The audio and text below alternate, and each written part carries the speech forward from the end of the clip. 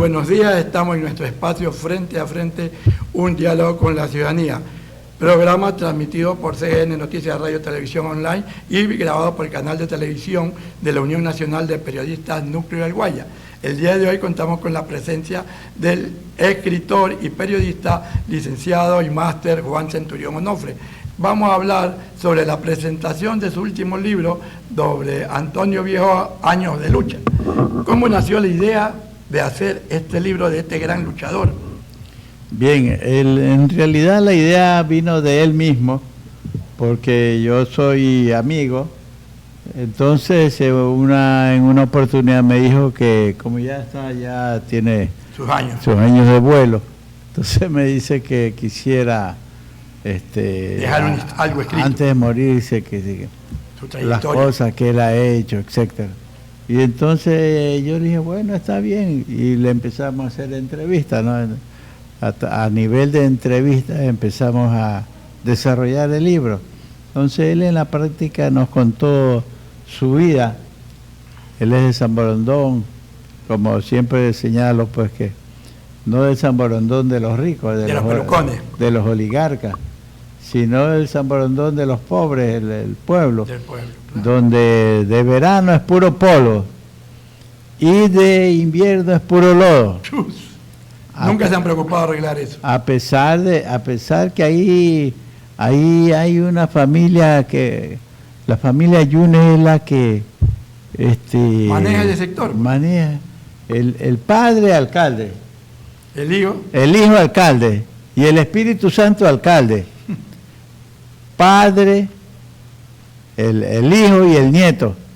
Toda la familia. Alcalde, toda la familia. Pero nunca arreglaron el puente. Tienen durante 20, nunca han arreglado nada, pues eso está ese pueblo está abandonado. Ahora lo que sí, la vía San Borondón, pero esos son proyectos de vivienda particulares para vender, para la gente que tiene dinero, para vender, pues. Pero el pueblo, ¿dónde se van todos esos impuestos que se cobran? Bueno, no vamos a hablar de eso, sí, no ese es otro tema, pero lo que sí es que a mí me parece absurdo que una población como San Borondón, aguerrida, altiva, siempre esté votando por la familia Yunes. Toda la vida. Aunque a mí me huele a fraude. A mí este país todo es posible. Hace 100 años que se practica el fraude. Y precisamente este amigo nació en el pueblo, nació en San Borondón. Sí, pues entonces él fue de Urge también, me dice. Pues entonces yo iba a San Borondón a entrevistarlo para sacar el material, pues para escribir el libro. Entonces él me dijo que, por decirle, en el año 57 se vinieron acá a Guayaquil, el papá era sastre. Ya. Y como sastre, resulta que hubo una racha de pobreza y este señor tenía como 7 hijos. Wow. Por consiguiente 6 hermanos, 2 de ellos se murieron, y murieron sobre todo por falta de medicina, y porque casi no habían hospitales, medio dispensarios por ahí particulares. El Estado no se había preocupado, estando tan cerca aquí San Borondón, no se había preocupado. Entonces el papá se vino para acá y ahí en el 57, 58, se vino lo matricularon el Vicente Rocafuerte. O sea que es vicentino. Es vicentino, y como tal participó en todos los actos y manifestaciones que los estudiantes de aquella época, estudiantes universitarios y estudiantes secundarios que tenían conciencia social. No como ahora. No como ahora, no, pues ahora no tienen conciencia social, no tienen nada, es una juventud muerta. Y entonces, pero la juventud que le tocó actuar desde la época de 60 al 70, sí actuaban, pues entonces había cualquier gobierno que subía el precio del azúcar, de los combustibles, o el precio del transporte, o cualquier cosa que subía, las manifestaciones de los muchachos del colegio y de la universidad salían a la calle inmediatamente, y los gobiernos tenían que dar marcha atrás. Claro, así es. Y entonces los de Vicente Rocafuerte pasaban donde los de la Aguirre para sacarlos, y de la Aguirre iban al Simón Bolívar, que están cerca, Rita Lecumberri, Amarili Fuentes, todo eso, se unían colegios de hombres y mujeres, tanto fiscales cuanto particulares, y hacían una masa de estudiantil para protestar por lo que ellos consideraban que el presidente de turno estaba golpeando al pueblo con esos intereses, porque intereses es para robar, pues, para tener más plata para robar. Ponían impuestos para robar, pues, para tener más plata para robar los sucesivos gobiernos. Porque el robo en el país se inauguró desde el año 1830, cuando se inauguró la República del Ecuador. Desde ahí se inauguró el robo. Juan José Flores y compañía, y ahí todo eso. ¿Era venezolano? Creo que uno de los pocos, han habido gobiernos seccionales como Vicente Rocafuerte. Claro, Eloy Alfaro. Eloy Alfaro, Vicente Rocafuerte, la Revolución Juliana, en fin, algunos otros gobiernos honestos, que siempre es la excepción, ¿no?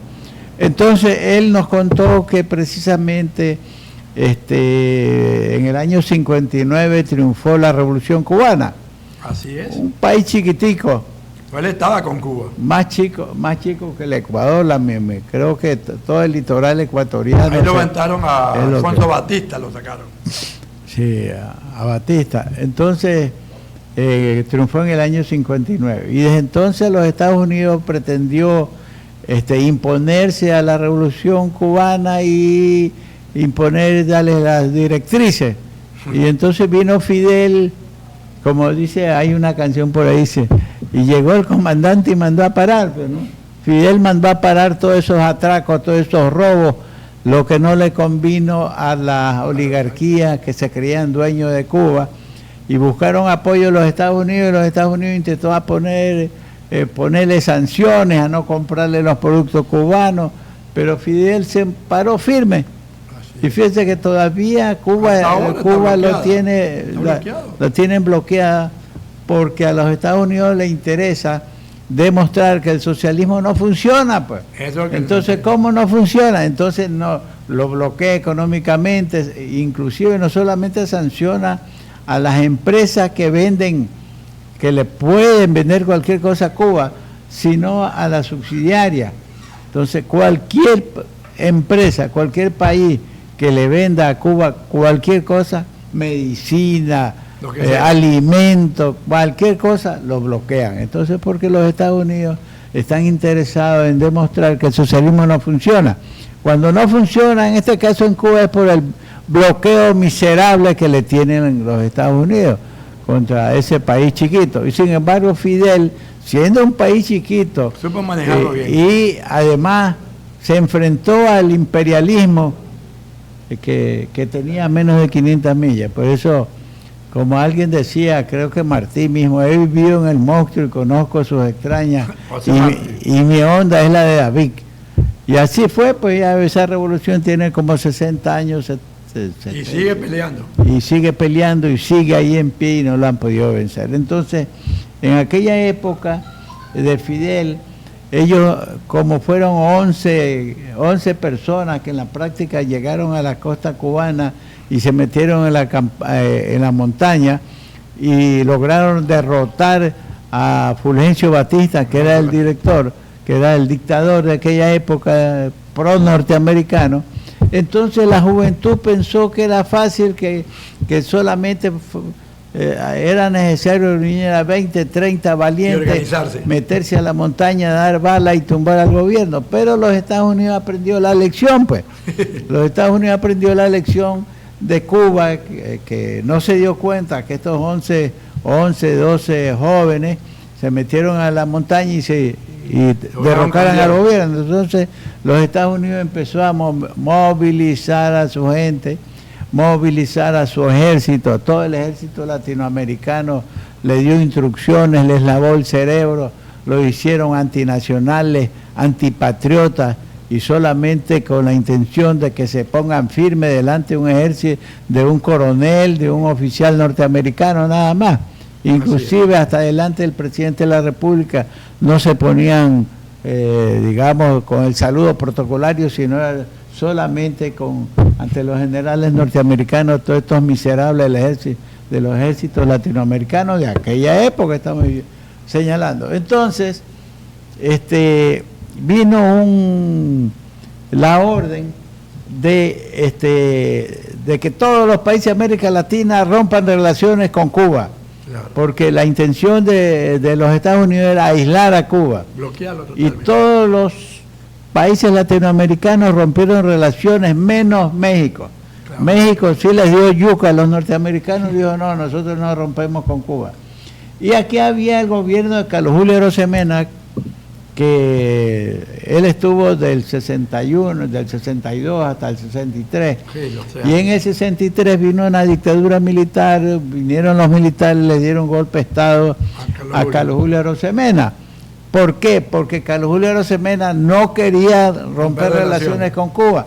Entonces los norteamericanos le ordenaron a sus agentes de la CIA enquistados dentro del ejército ecuatoriano, el alto mando de aquella época eran agentes norteamericanos, no porque nosotros lo decimos, ellos mismos decían, tuvieron la desvergüenza de reconocer que eran agentes de la CIA. Al servicio de los Estados Unidos. Gándaras Enrique, de lo que yo me acuerdo, 3, era un gobierno, un triunvirato militar. Entonces, como no le hicieron caso a los norteamericanos, Carlos Julio, ordenaron y lo tumbaron. Claro, sí. Entonces ese fue un gobierno represivo, él era de urge, porque ahí en esa época la juventud esta que se movilizaba, solidario, organizaron un movimiento político que se llamó URGE, Unión Revolucionaria de Jóvenes Ecuatorianos. Así es. URGE, Unión Revolucionaria de Jóvenes Ecuatorianos, porque precisamente eran jóvenes estudiantes universitarios de colegio que decidieron formar y participaron en unas elecciones. Y en esas elecciones ganaron, que eran elecciones para alcalde, que barrieron aquí en Guayaquil. No nombraron al alcalde, pero casi la mayoría de los concejales eran de él. Entonces estas oligarquías corruptas que teníamos en aquella época y que aún la tenemos, se sintieron con miedo que el pueblo le siga dando el apoyo, y entonces ahí también vino la dictadura y los puso fuera de ley, a URGE, a todas las organizaciones patrióticas que luchaban en favor del país, los pusieron fuera de ley, los cogieron presos, los llevaron al panóptico, otros los sacaron fuera del país al exilio. Y además estos militares iban a las universidades a quemar libros, bajaban los libros científicos, tecnológicos, pero como no sabían, pensaban que eran libros subversivos y los tiraban a la calle y los quemaban, lo mismo a la casa de los dirigentes de organizaciones sociales, sindicalistas. También le bajaban sus libros y los llevaban presos, y fue una cacería de libros. Antonio Viejo estuvo detenido también. Y Antonio, bueno, todavía no. Entonces, ¿qué pasó? Que se organizaron y para iniciarle una guerra a los militares, estos traidores que habían tumbado a Carlos Julio Arosemena, y se prepararon para iniciar una guerra, igual que Cuba, ¿no? Y ahí están las vicisitudes, pues. Lo tomaron preso, los descubrieron, lo tomaron preso, estuvo dos veces preso. El compañero de él, que era de Milton Reyes, lo mataron. Rafael Brito también. Fausto, que era de presidente de la FESE, el de Quito, que también estuvo preso. Rafael Brito también murió aquí. Rafael Brito, exactamente. Hubieron asesinados por la dictadura militar. Desde entonces, claro. Y al presidente de la FESE aquella época, también, no recuerdo el nombre, él me lo dijo, Fausto, también lo mataron a Jorge Tinoco, que era también dirigente de la FESE y tantas otras cosas. Y entonces ellos decidieron meterse a la montaña a luchar y desafiar a Toache. Pero primero fue al Toache y después, por otro lado, Y entonces él narra todo esto, este libro, ¿no? Él narra aquí toda esta lucha. Y luego lo cogieron preso, estuvo preso en un cuartel, después nuevamente lo pasaron a la penitenciaría a Quito, después nuevamente preso a otro cuartel, y en fin, hasta que ya pasó el tiempo finalmente y se casó, tuvo hijos, ya tuvo bastante tiempo aquí en la penitenciaría del Litoral, hasta que ya de lo que lo sentenciaron cumplió la pena y salió. Y estos son los detalles, como digo, los detalles que se plantean en este libro. Los detalles están en este libro que está de venta en cualquiera de las librerías del país. Aquí también, ¿no? Que se llama. Aquí en la UNP también $5, o en cualquier librería del país $5. Y porque es interesante, narra algunas cosas. Es que aquí siempre han habido libros de personas, de gente pelucona, pero nunca ha habido libros en beneficio de la gente popular. ¿Y por qué es que lo hacemos nosotros? ¿Por qué lo hacemos este trabajo? Porque las oligarquías que son dueñas de este país, pues, porque aquí no hay una democracia. Claro. El que cree que aquí hay una democracia pura, que el pueblo es el que elige, ese es un imbécil el que cree eso. Aquí las oligarquías son los que designan quién va a ser el presidente de la República. Vivimos una dictadura enmascarada de democracia. Aquí no hay democracia. Ya las oligarquías ya saben quién es el presidente, se reúnen entre ellos. Por eso el que cree que vivimos una democracia pura es un imbécil. Por eso este es un país de imbéciles. Entonces, porque creen que su voto vale. ¿Qué le va a valer el voto si el que decide es el que es la oligarquía? El que tiene billetes, ese hace fraude y compra los del Tribunal Electoral. Este país hacen lo que les da la gana. Entonces, como quieren pintar las oligarquías, quieren pintar que este es un país de belleza, de respeto a la democracia, a los derechos humanos, etcétera. ¿Y qué es lo que pasa? Que tiene sus escribidores, sus escritores, que le narran pues la historia diferente, pues. Claro. Y estos historiadores de las oligarquías no nombran estas clases de hechos históricos porque no les interesa. Esto es una situación histórica que vivió el país, pues. Esto es una cuestión histórica que vivió el país. Por eso que yo siempre digo que la historia del Ecuador hay que reescribirla. Fíjense que ahí en el malecón hay unas 4 o 5 estatuas de expresidentes. Yo digo que alguna vez habrá que tumbar esas estatuas porque son estatuas a delincuentes. Ahí está Vaquerizo Moreno, un delincuente, un criminal, y es el engreído de las oligarquías. Ahí lo tienen puesto. Aquí lo que pasa es que el espacio no es muy... ahorita tenemos que terminar, claro, porque el compañero tiene que entrevistar a otra persona, pero aquí le pudiéramos narrar los delitos de este fulano, Alfredo Vaquerizo Moreno, claro, que fue presidente de la República como 2 ocasiones, y era empleado de un banco, de un banquero, y el banquero lo puso de presidente, igual que aquí él fue presidente en el año 1916 a 1920, puesto por un banquero, porque era empleado, era abogado de un banquero. Ahora, ¿qué le parece lo que está pensando la Asamblea y los señores de ADN? Sacar el mural de Guayasamín, porque dice que eso daña la vista de los asambleístas ahora. Es lo que decimos, porque hasta las oligarquías, en este momento, para hacer un paréntesis, antes nos gobernaban empleados de las oligarquías, claro, que eran financiados. Ahora son las oligarquías. Como Febres Cordero. Febres Cordero es un empleado de las oligarquías, financiado por las oligarquías, financiado por un gran oligarca, el abuelo del actual oligarca que nos está mandando, que está de presidente.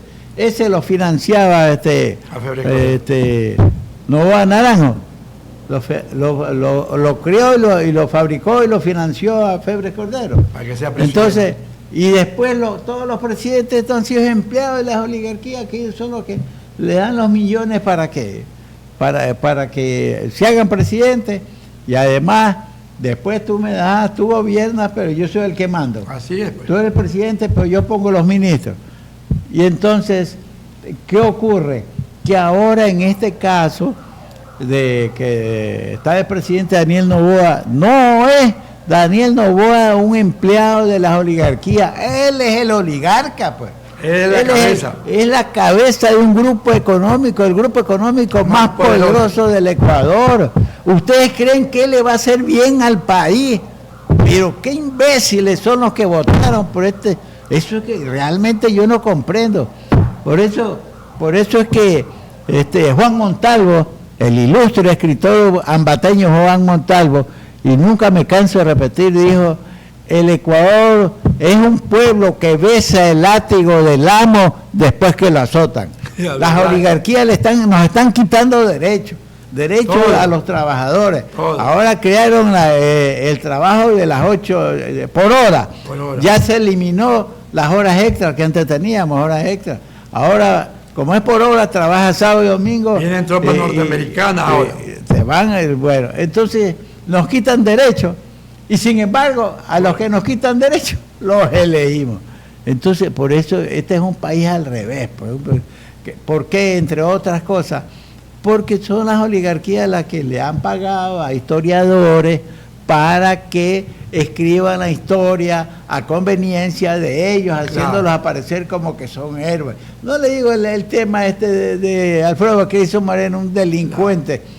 Lo tienen ahí como una estatua y después... Y ahora el cuadro de Guayasamín.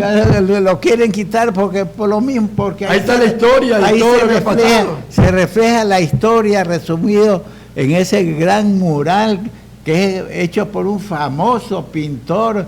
Guayasamín, ese no tiene valor, ese mural no tiene valor monetario, millones lo quisieran comprar o tenerlo para llevárselo a su casa, y esta gente lo quiere quitar. ¿Por qué? Porque le dan en el rostro, pues. Claro. Le dan en el rostro que efectivamente aquí las oligarquías han estado en contra de los indígenas, en contra de los derechos de los indígenas, del pueblo ecuatoriano. Pero yo solamente quisiera que me diga alguien, ¿qué oligarca ha entregado derecho al pueblo ecuatoriano? Ninguno.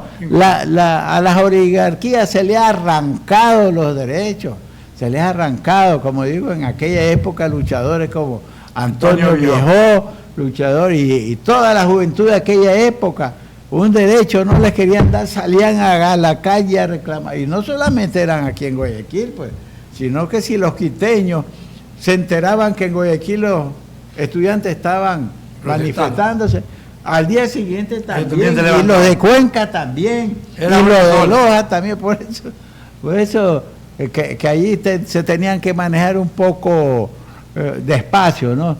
Claro. No. Y entonces esa es la historia de este país, la historia hay que reescribirla. Estoy escribiendo ahorita un libro que es sobre el 29 de mayo, el 29 de mayo de 1969, que en aquella época de esos derechos, los pobres no podían entrar a la universidad porque había un examen examen de ingreso. Entonces, pero el examen de ingreso servía para impedir el ingreso, que personas de color o indígenas o cholos como nosotros pudiésemos entrar.